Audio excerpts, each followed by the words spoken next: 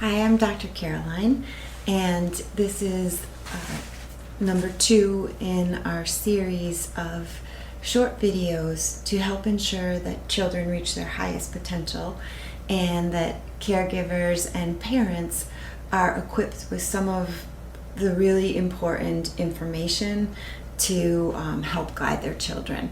We do have a parent shelf with learning resources for all kinds of beautiful minds in the children's section that I'd like to direct you to.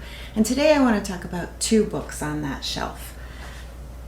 The first book I'd like to share with you is this book called Reading in the Brain. And this is by a French researcher named Stanislas Dehaene, and he has done extensive research that clearly indicates that reading acquisition is not tied in any way to intelligence. It's a neurological process that happens where we wire our brains to read. We've only been reading for about 5,000 years. In human history, that's very short when you think we've been in our current form for about 120,000 years. So it's a relatively new and modern adaptation of our brain. And nearly every child can learn to read at an average or better level. Again, this is independent of intelligence. It has to do with instruction. Which leads me to the second book that I'd like to draw your attention to. And this book is by Carol Dweck, and it's about the growth mindset. And what she researches is just the global concept of intelligence.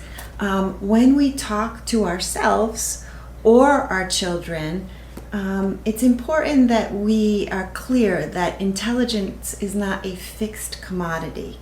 It's something that we can actually change and grow. I'd like to share 2 things from this book. First of all, it's important for us to know that IQ is just one measure, one data point of intelligence. And the IQ test, this is on page 5 of Carol Dweck's book. It says, was the IQ test meant to summarize children's unchangeable intelligence? In fact, no. Binet, a Frenchman working in Paris in the early 20th century, designed this test to identify children who were not profiting from the Paris public schools so that new educational programs could be designed to get them back on track. So, in other words, we need to engage children in order to help them reach their full intelligence. And further, the book goes on to say that, of course, each person has unique genetic endowment.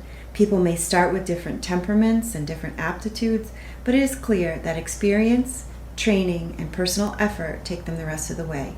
Robert Sternberg, the present-day guru of intelligence, writes that the major factor in whether people achieve expertise is not some fixed or prior ability, but purposeful engagement. So we want to avoid saying a child is smart or a child is not smart. What we want to do is try to praise their efforts and cultivate their engagement. I hope this was helpful to you. If you have any questions, please feel free to reach out. I am an early literacy specialist here at Oliver Wilcox Library, and I'm happy to help in any way I can.